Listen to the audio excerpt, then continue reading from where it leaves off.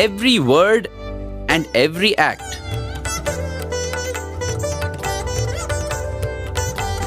His assurance and His love. Why fear when I am here? He said.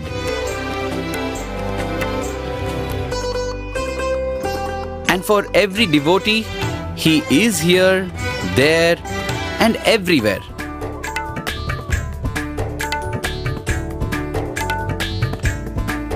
Painfully guiding every step like a dance teacher.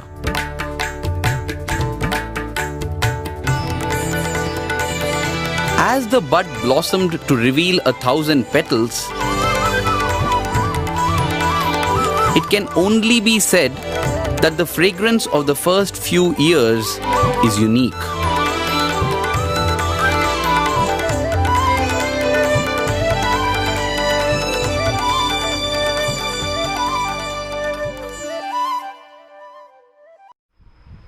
When we go on a journey, let's say we are traveling to a different country, all of us like to do a bit of shopping, right? It's part of the itinerary wherever we go. When we do that shopping, we look out for the best places where we can shop. We look out for things which are unique, exquisite. But there's one thing which we should always keep in our mind when we do that shopping, and that is, will it pass through the customs? You don't want to buy something or carry something with you which will not be allowed across the airport, right? What's the point in buying the best of objects but you cannot get it across the customs?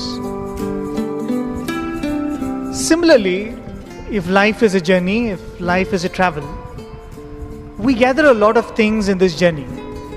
We do a lot of shopping, we are excited and attracted to many things. We try to fill our bags with those things. But the question we need to ask is, can we carry it across? And the answer to that is, most of the things that we gather in our life is not allowed to be carried across. Many centuries ago, there was one individual, a king in fact, who was told that, look, you have only 7 days to live. He had a curse hanging upon his head, and he said, in 7 days a serpent will come and bite you, and that will be the end of your life. And he had 7 days to do this gathering. He said, I have 7 days, and gathering what will allow me to take it across this boundary called death? And what is worthy to carry across this boundary called death? He was none other than King Parikshit. And what did he do? He spent 7 days that was given to him in listening to the stories of the Lord. He just spent it in Bhagavatam. He just sat. Sukha Maharishi was the one who narrated the stories of the Lord to him. He just sat and listened and listened and listened. Swami would say, Parikshit at least knew that he had 7 days to live. What about you and me? How certain is our life the next minute?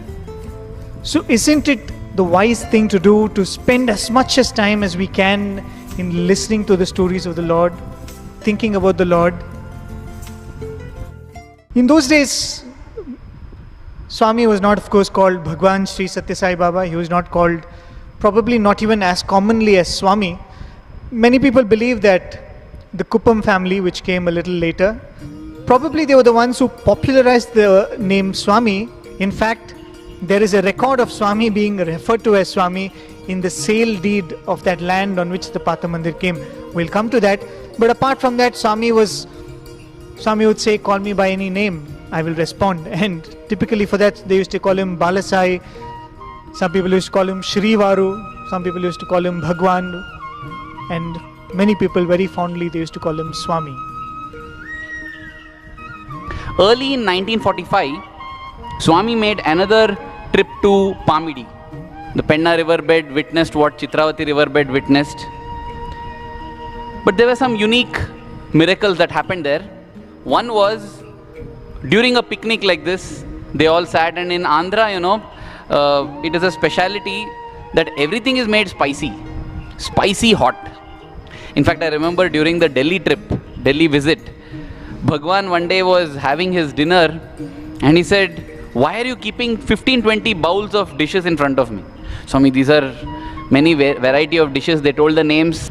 Swami said, but all are tasting the same. None of them seem to have any spice at all. It's the same dish, you have put it in 10 different vessels and you are giving me. And in fact, he asked whether chili powder is not available in Delhi, whether chilies are not available in Delhi. And he told the state president, Mr. Jatinder Cheema, that tell the cooks to add some more spice. Now, we were all eating there, dining alongside Swami. We felt it was very tasty, so nice. But anyway, the next session when we came to have food, the minute we put that food morsel in our mouth, oh my God, tears started coming from the eyes. It was so spicy. Apparently that cook had taken Swami's words very seriously. And then we looked, Swami also put it in his mouth. And then he calls out to Professor Anil Kumar. He says, Anil Kumar, what do you think? I feel today food is having some taste. And Anil Kumar sir also, being from the same Andhra region, he said, yes Swami, yesterday the only savior was the pickle. If not for the pickle, everything was bland, no taste only. Today at least some taste is there in all the food. So, having taken the form of a person from this region of Andhra Pradesh, Swami stuck on to all the characteristics of an Andhra person. Even in those days, the food that had been packed for the picnic was so spicy. Swami said, don't worry. He dug in the sand there and brought out hot Mysore pak. And he said, you have this. They all consumed that Mysore pak. And after that, that spice on the tongue was gone. Incidentally, you need something oily to wipe out the spice, because the spice is caused chemically by particles which don't dissolve in water. They dissolve in fat. So therefore, when you feel spicy, that will add some ghee or put some oil. Drinking water doesn't help. And Swami knew it then. Ghee dripped Mysore pak, he materialized for them. On another occasion, when Swami was going to Illuru, on the other bank of the river, they were going by bullock cart, and in the bullock cart was one elderly lady. So when the river bed came, the bullocks are not able to pull the cart across on the sand. So everybody gets down and walks by the side. This grandmother is told to sit in the bullock cart, but apparently the sand is so loose and the water is flowing at such a pace that the bullocks are unable to pull. At that point in time, Swami just walks into the river, catches hold of the bullocks and pulls, along with the bullocks, he also pulls, and they are able to extract the cart out. This was something phenomenal, because the devotees had not seen such an exhibition of physical strength from Bhagwan. When he visited Illur that time, his host, that is Adinarayan Rao, Karnam Adinarayan Rao, who is the cousin of Karnam Subbamma, he took Swami along with him to the home of a freedom fighter. And this freedom fighter is Neelam Sanjeeva Reddy. This person had been jailed and his widowed mother was alone at home. And when Swami visited her, she broke down because she had lost her husband and her son now was languishing in jail. Swami told her, you don't worry. Your son will be out of jail very soon and he will rise to a great position to lead this country. Later on, Neelam Sanjeeva Reddy became the president of India. From Pamidi and Illur, Swami returned to Anantapur. And in Anantapur again, an interesting episode happened. Swami would very often wear wooden paduka. Right? Of course, in the later years, Swami gave it up for a little more modern looking footwear till he completely abandoned using footwear at all. In Anantapur, one devotee wanted to express his devotion, so he silver plated the padukas which Swami was using and he gave a silver paduka to Swami. So it was presented with Swami with much fanfare, and Swami also wore it. One of those devotees said, look at this Sai Baba, he pretends to be so simple, but see, he is encouraging such ostentation. And Swami just kept quiet, and later that night, Swami silently went, took those silver padukas and threw it away. And Swami apparently remarked the next day, I don't want any comfort or I don't want any gift which my devotees don't approve of. Talking to one of the old students, his father was a devotee from, I think, the country of Indonesia, if I'm not wrong.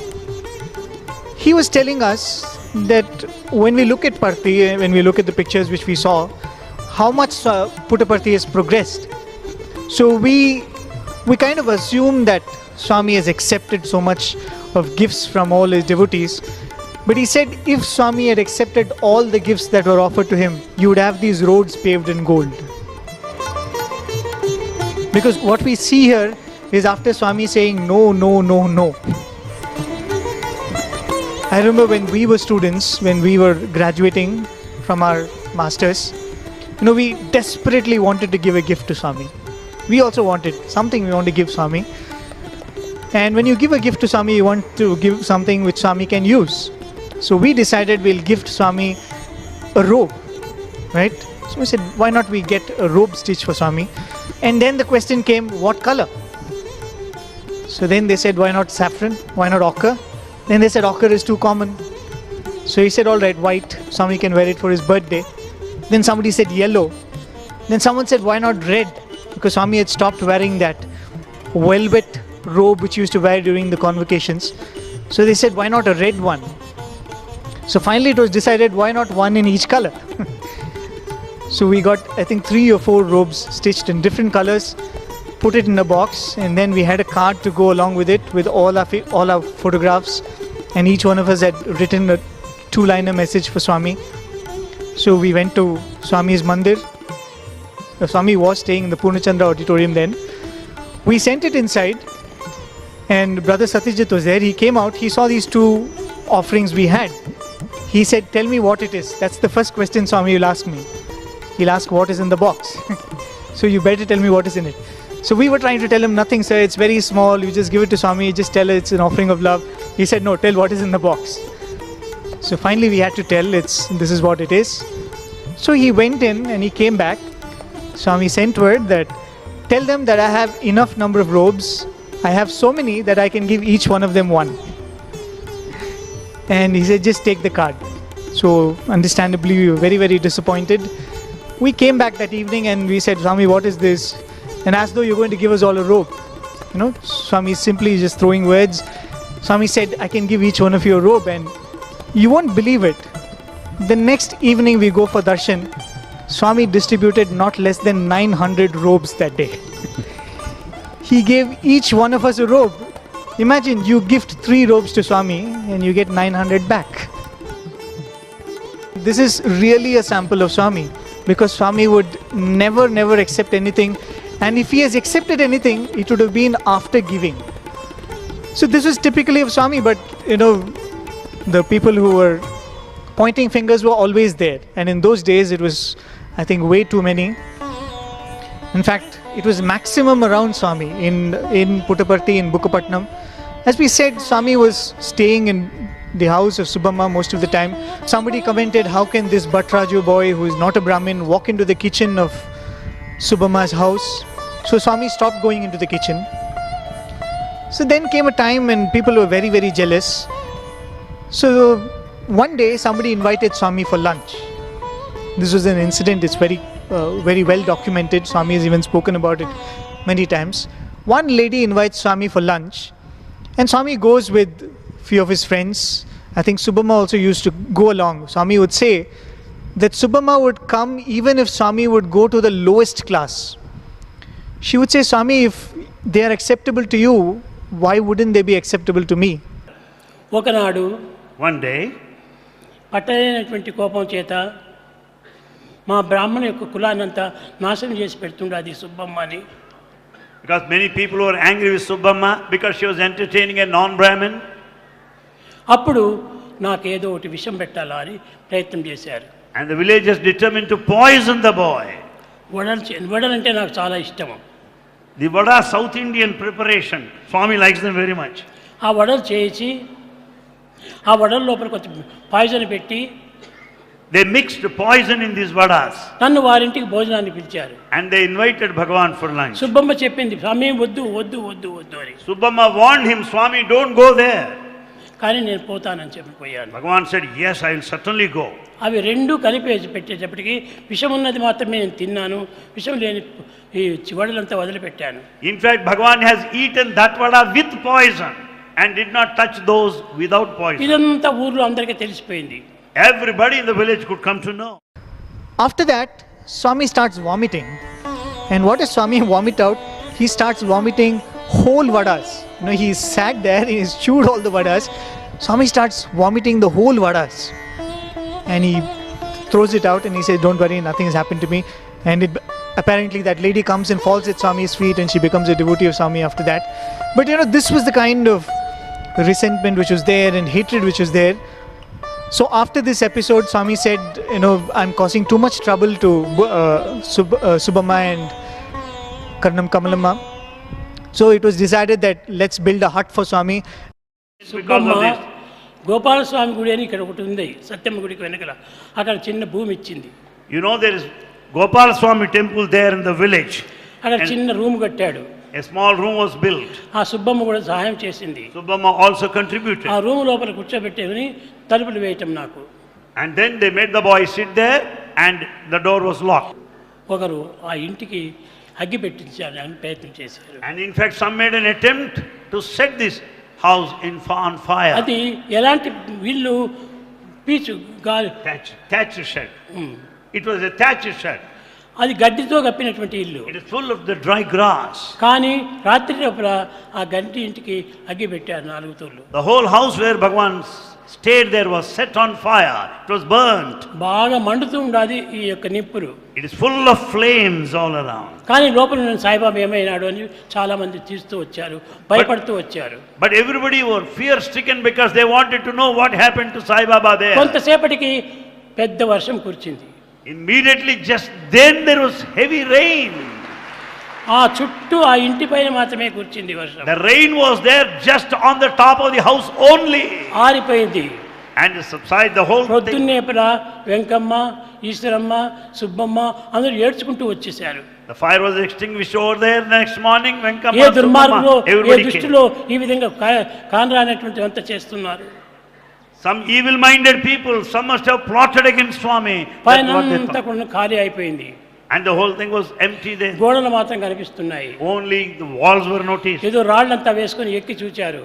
And then just climbed the stones over నేను there. బాగా and wanted to నిద్రపోతూ know. ఉన్నాను. And they could see Swami there taking rest. స్వామికి ఏమీ కాలేదు. Nothing had happened to Swami. అప్పుడు ఆ బీగం కొట్టేసేసి And then they have just broke open the lock. Subbamma వాళ్ళ ఇంటికి తీసుకుని పోయింది. And Subbamma has taken Bhagwan to her ఈ residence. విధంగా On another occasion, Karnam Kamalamma would say that they even tried to tie Swami to a boulder and roll him down a hill. You know, that was how much they wanted to get rid of him. They said, we don't want you in Puttaparthi. So it came to a point where the few devotees in Puttaparthi said, why not shift Swami to Bukkapatnam? In Bukkapatnam, people said, no way are we going to accommodate this Sai Baba in our land. They said, if he comes here, our town will lose all its prosperity. I think history is a testimony to the fact where is Bukkapatnam, where is Puttaparthi. I think the whole world says, Bukkapatnam, oh, it's some village which is near Puttaparthi. The beautiful point to be noted here is that just like a devotee feels for the Lord, every time Swami is always thinking about what will make the devotees happy. He doesn't want to inconvenience the devotees, just as we think that we should not inconvenience the Lord. There is no difference between the love of a true devotee towards the Lord and the love of the Lord towards anyone. Prem mentioned about the Gumagutta family. You know, the other family, other than the Adalam family, which is praiseworthy, this is Gumagutta Subbarao and his wife Tippamma. Gumagutta Subbarao was a government clerk in Bukkapatnam. Again, Tippamma, you know, she got to know Swami. When Swami visited the Yadalam home, she happened to be there. And she was so thrilled. Much before Swami visited the Yadalam home also, she had witnessed something which she had not shared with anybody. When Swami was studying in Bukkapatnam, she had visited at Lakshminarayana temple. She saw Swami was doing a worship. And for the worship, the amazing thing was all the flowers, all the incense sticks, whatever he needed, he's just waving his hand and getting it out, and she was simply spellbound. Now, this couple had 7 children, 3 sons and 4 daughters, and all the 3 sons were in the military. That was a source of worry for the mother, because that was the time of the World War II and her sons were in the battlefield. Being in the army was a dangerous thing. Now what happened was, the daughters, they were all devotees of Shirdi Baba. And our Gumagutta Subbarao, he was a devotee of Radha Krishna. Krishna in that specific form where he is dancing with Radha. He did not like his daughters worshipping some Muslim saint. So one day he went and picked up the photograph of Shirdi Baba and just threw it out of the home and told his daughter that in no way are you going to get that into the home. That very night he has a dream. And what is that dream? He sees Radha Krishna. And in his dream he sees Radha Krishna changing into Shirdi Baba and Shirdi Baba changing into Radha Krishna. And he realizes that this Shirdi Baba is my dear Radha Krishna. And so when he wakes up next morning, he goes, he rummages through the ground, finds that photograph, cleans it, gets it and puts it back in the altar. So now he is accepting Shirdi Baba. Okay, the Shirdi Baba is my Radha Krishna. Now who is this chit of a boy? He is coming and telling he is Shirdi Baba.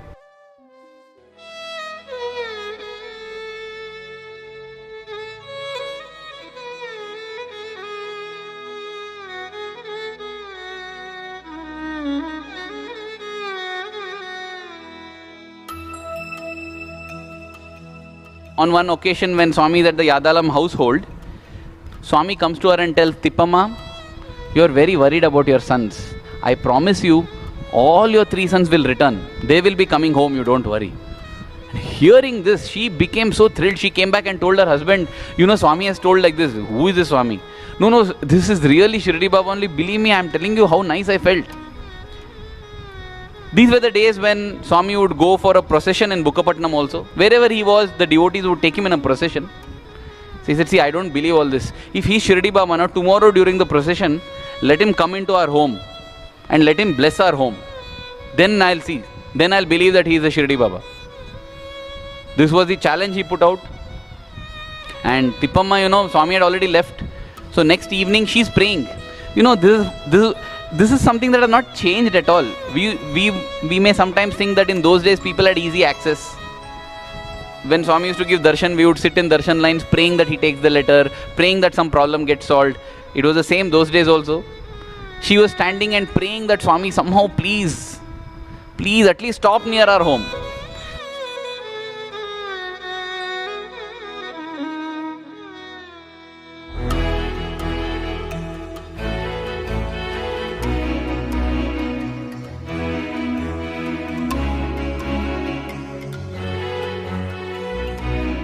So in Bukkapatnam, as he was going in the jeep, much to her great delight, exactly in front of her home, Swami stops the jeep and tells that I'm coming back. Gets down, walks straight, not into the home, but into the altar of Gumagutta Subbarao and says, today you have made these offerings for me, right?